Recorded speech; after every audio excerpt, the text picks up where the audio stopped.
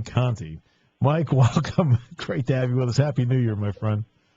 Hey, man, we're expanding that Hawks fan base everywhere. I'm glad to hear that. We're doing it one step at a time.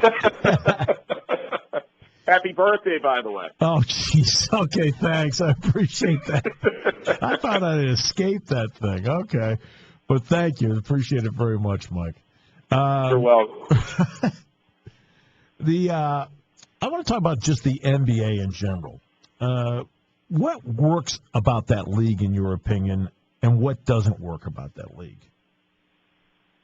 Wow, that's a really good question. I think what does not work, because that answer is a little more on the tip of my tongue, is just the small market franchises are at such a disadvantage unless you're a San Antonio that's had an installed system for a long time and a coach and a front office that's been there forever and a group of players who have been there for a long time and we're basically drafted into it. I think it's really, really hard for small market franchises to compete for the A-list free agents year in, year out. Teams like the Indiana Pacers, the Sacramento Kings, the Portland Trailblazers were gutted in free agency this offseason. It's just so hard, I think, for the small market franchises to compete, even though there is a pretty rigid salary cap in the NBA. You're talking about a very small handful of superstar players who are the featured players in the league, who can basically go wherever they want. And quite frankly, they don't want to play in Milwaukee or Sacramento or even Phoenix or anything like that. So I wish there was a way where we had more superstars in the league and we could spread that out a little bit more. But I think what really does work for the league is there are a lot of very compelling personalities right now. You know, obviously LeBron is a very compelling personality, perhaps the best player of his generation. Steph Curry is a guy who does everything right on and off the floor and can be really promoted as one of the faces of the league if the NBA wants it that way. So I feel like the game is in good hands, Steve, with the superstars we have and the growth of the game internationally, because so many of the superstars and very, very good players coming into this league are international.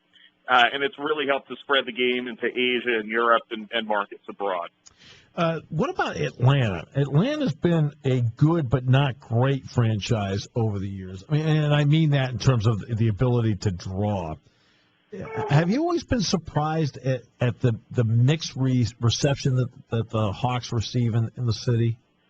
A little bit. I think, you know, the pecking order of the NBA in Atlanta, you have to be realistic and know that when you come down here, and you know this, Steve, you've been down here many times, college football is king in this city. Right. And then it's Major League Baseball, and then it's the National Football League, and then it's high school sports, and then you get to the Hawks. And I think the Hawks have tried to be very, very aggressive in attracting new fans, transplants to this city. They're working very, very hard to market themselves to the Hispanic population of Atlanta, very, very hard to people ages 20 to 29.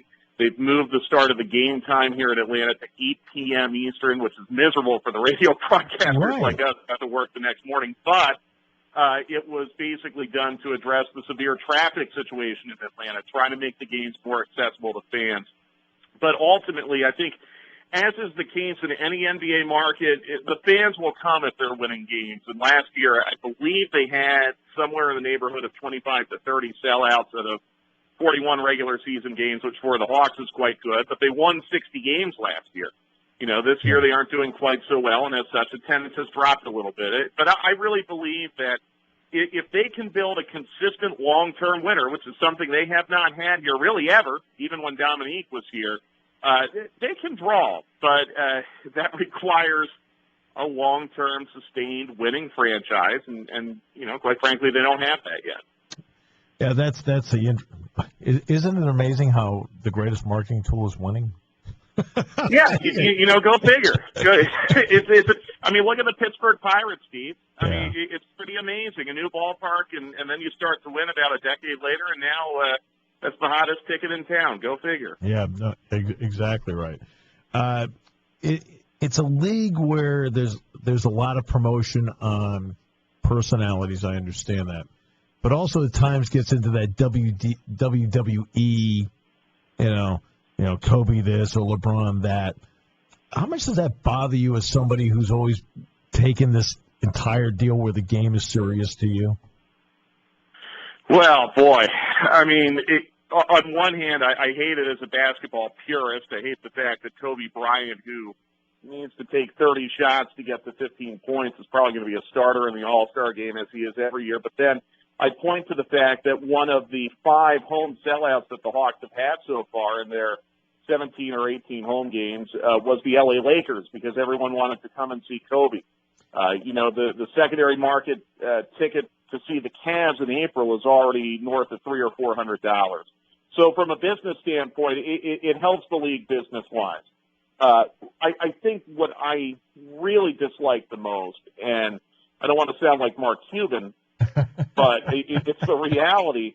I just dislike the fact that if a small market franchise or a team that does not have a superstar is pulled into a playoff series against a marquee player like a LeBron or a James Harden or a Steph Curry or someone like that, and I don't want to be a conspiracy theorist, but I think you look at the calls that the superstar gets as opposed to the team without the superstar from the referees, and that bothers me a little bit. The Hawks were victims of a very, very tight whistle early in their Eastern Conference final against the Cleveland Cavaliers. Now, by no means am I saying the Hawks would have beaten Cleveland in the best of 7 last year. I'm not suggesting that Right. at all. I understand. But it was frustrating. LeBron gets calls that Jeff Teague does not get. LeBron gets calls that Paul Millsap does not get. That bothers me, but it's the reality of where they are in the league right now, and certainly from a TV rating standpoint, the Cleveland Cavaliers are a much better draw than the Atlanta Hawks. I respect that. All right. Now, the Hawks have the Philadelphia 76ers, who are a mess. Well, upwardly trending, improving. They've won 3 of their last 6. Right. I think the Ish Smith pickup was very, very good for them. Yeah. And in terms of tonight's matchup, Steve, I know the Hawks, Jeff Teague, their point guard, he's going to have problems with a guy like Ish Smith tonight because Ish Smith is very active and likes to run and is going to make the guy guarding him work. And then on top of that, you've got Okafor, who played very well against Al Horford last month when the Sixers were down here in Atlanta. I just think this is, I'll be totally honest with you, and I know this sounds crazy because you're talking about a Hawks team that has 21 teams and a Sixers team that has, 3 or 4. I think this is a frightening matchup for the Hawks. They've played much better, the Sixers, since Mike D'Antoni was brought onto that bench as an assistant. I love the Philadelphia signing of Elton Brand, who played here last year in Atlanta. Great pro, 17 years in the league. Probably won't play much for them, but is certainly a guy who can help along Noel and Embiid when he comes back and Okafor. And I just think Philadelphia finally, perhaps under pressure from the commissioner and the other owners in the league, are finally starting to figure this out and get it together. And that's what scares me about this matchup tonight for the Hawks, because everyone's expecting them to win. And sometimes that puts a lot of pressure on you. I will say this, by the way. The Sixers did something which under normal circumstances you'd sit back and say, what are they doing? But keeping Brown as the coach, I thought was absolutely the right thing to do, because you know what? In this situation, I think he's actually done a great job. They are interested in every game they play. I totally agree. And you watch the Sixers, and Dwayne Farrell, who played for Georgia Tech and the Hawks and the Indiana Pacers, he's my partner on the broadcast. He points this out all the time. Philadelphia, they like each other. They play well together. They move the ball well, and that is a reflection on Brett Brown, the head coach. I mean, you're talking about a franchise that's been in single-digit wins going into the month of February, each of the last 3 years?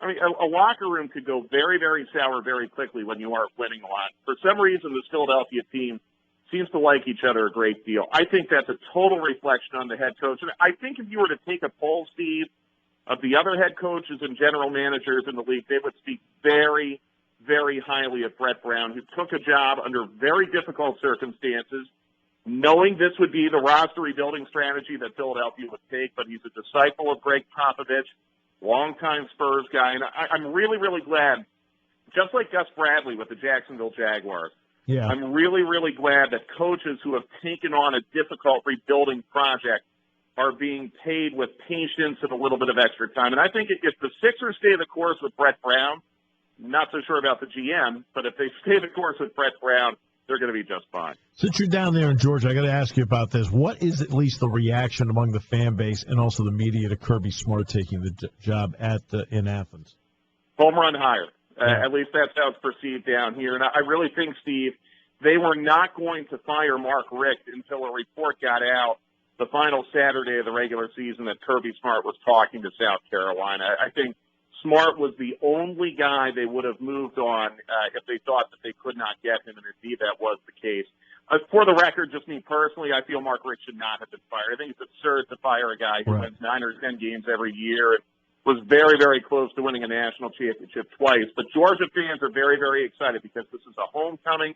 It's a guy off the Saban tree. We know how well a lot of those assistants have done. And I think there's a lot of optimism that they are going to be better under Smart. I don't know how they can be much better than they were under Rick because they were pretty darn good under him. Right. Yeah, 145 wins in 15 years is not bad. I think a lot of people would take that. Hey, Mike, Happy New Year to you. Thanks so much for the time. It's always great. By the way, how's the new stadium coming along in downtown next to the Georgia Dome? Pretty good? Next time you're in Atlanta, you won't believe your eyes. It's incredible. And they have a Final Four set in that place now, right? They have a Final Four. I think they have a college football national championship, and they're going for a Super Bowl. So we'll be more than willing to welcome Penn State to any one of those events coming up. You got that right. I believe me, and I'd love to be there for any of them too. Hey, Mike, thanks. You bet, Steve.